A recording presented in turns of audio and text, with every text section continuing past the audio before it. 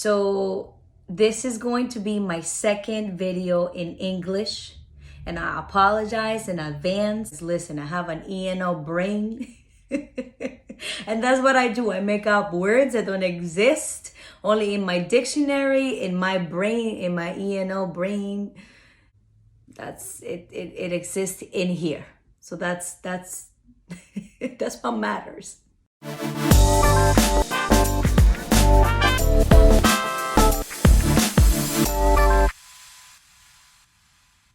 Bueno, let me tell you. So I was having a conversation the other day with one of my students, and we were just talking about like relationships, right? How many people nowadays, especially young people, go with this like back and forth, getting, the guy gets the mixed signals from the girl, and she's not really clear on what she wants, what's expected.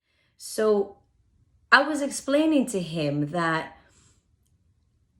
men are a little more basic and practical when it comes to common understanding, right? So when a man wants to please a woman, right? And I'm not talking about like sexual stuff. I'm talking about making her feel good and loved and intended for and cared for. A lot of times the guy just wants he just wants to be told what to do, right? Or sometimes guys seek clarification because they want to make sure that they're doing the right thing. We are a little more emotional in that sense. And again, this doesn't apply to everybody, but most women wished that in a relationship, guys just guessed what we want. Like I did that before in past relationships. I was like, no, like he's got to figure it out.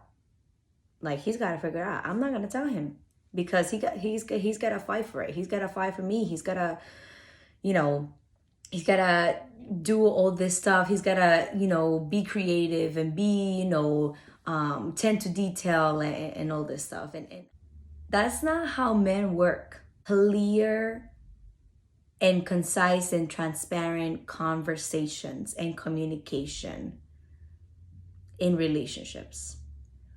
And unfortunately, a lot of young people today have failed relationships and they jump from one person to another because the words are not clear.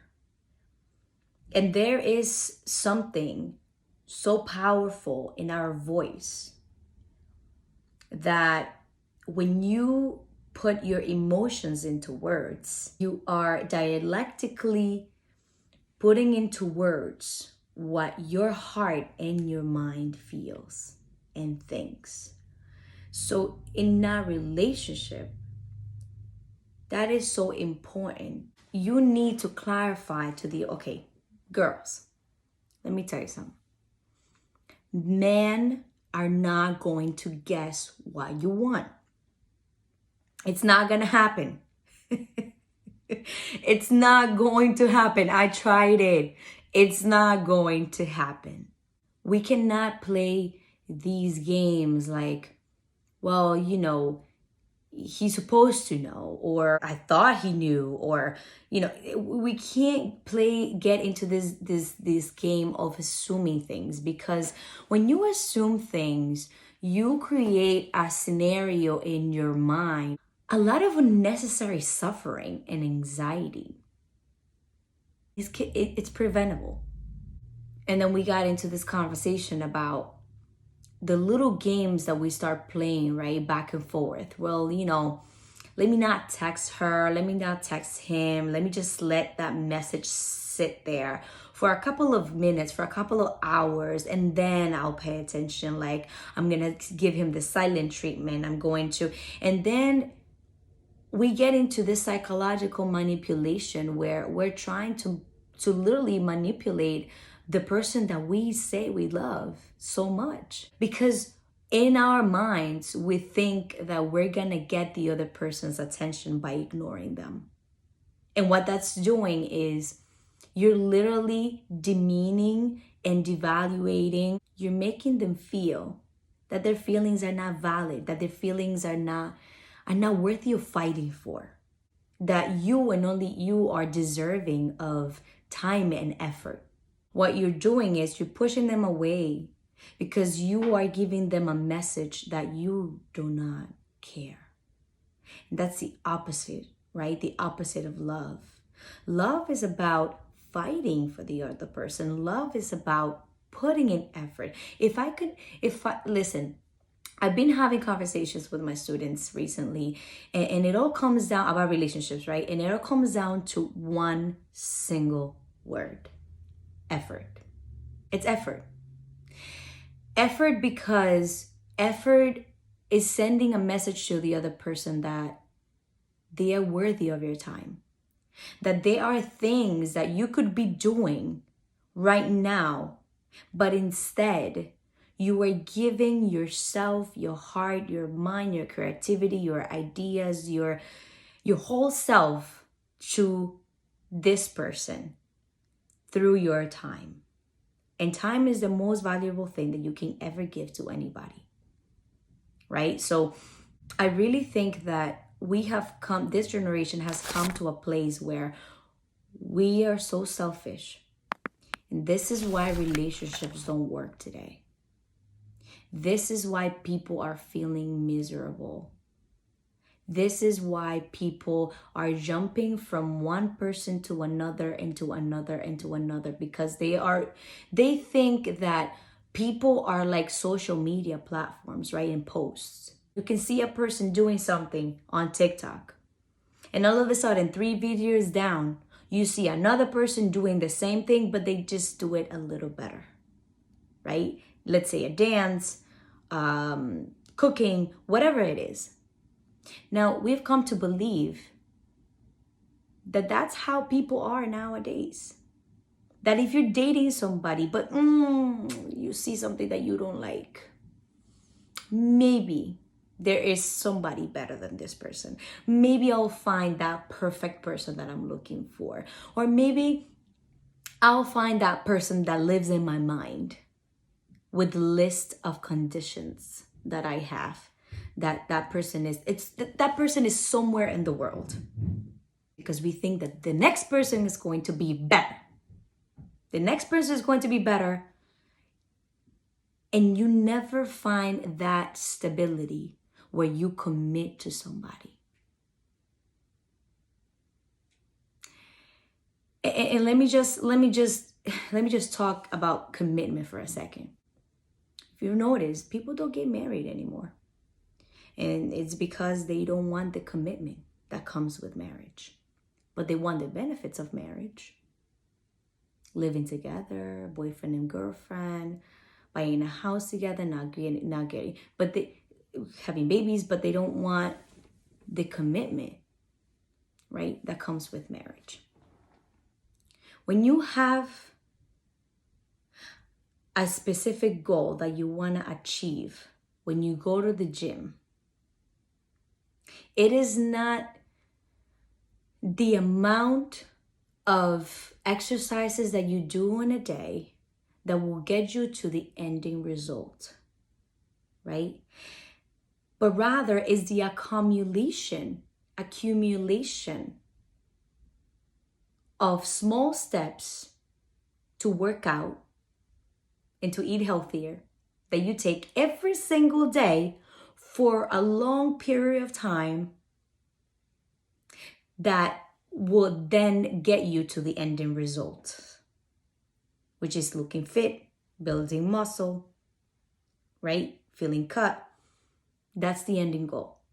And you got to have the commitment to wake up every single day and work out. No matter what happens during the day, you need to do some sort of physical activity that will get you to the ending goal.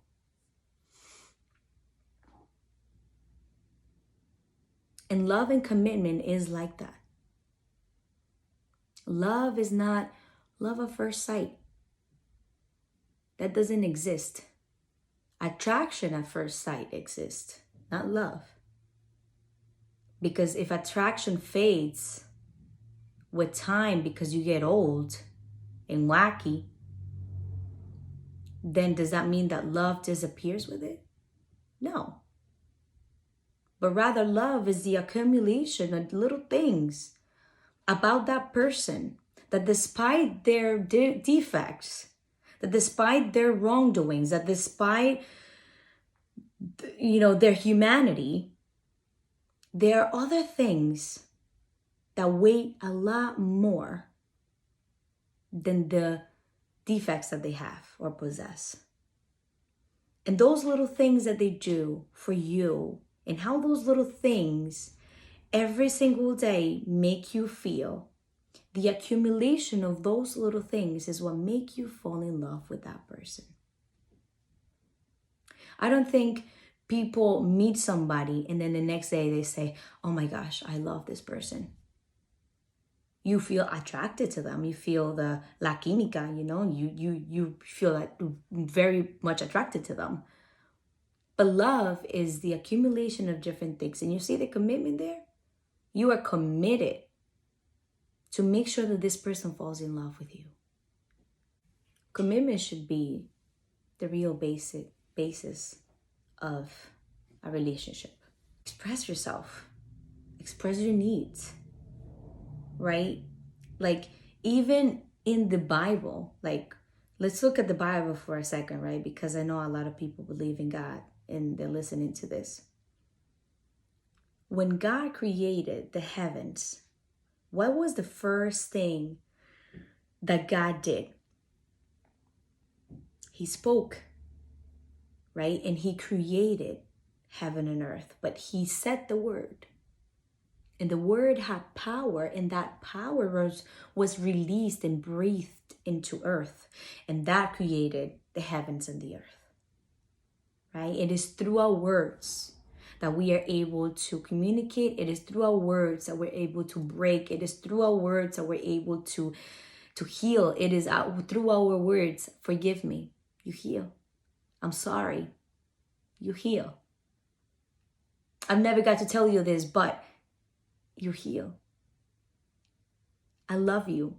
You're important to me. I need you. I desire you.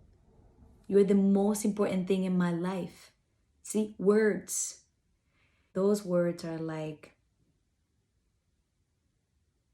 a current of fresh water in a person's heart, especially if that person is meaningful to you.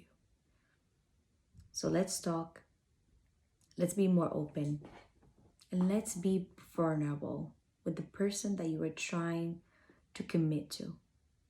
Because it is only through vulnerability and openness to say, this is who I am, that we're going to have successful relationships. And I want to say this before I end. I heard this from a guy that I watch on YouTube. The next person that you meet is going to have another crazy thing. So you better marry crazy that you can live with. Marry the crazy that you can live with. And that's it. That's all it is.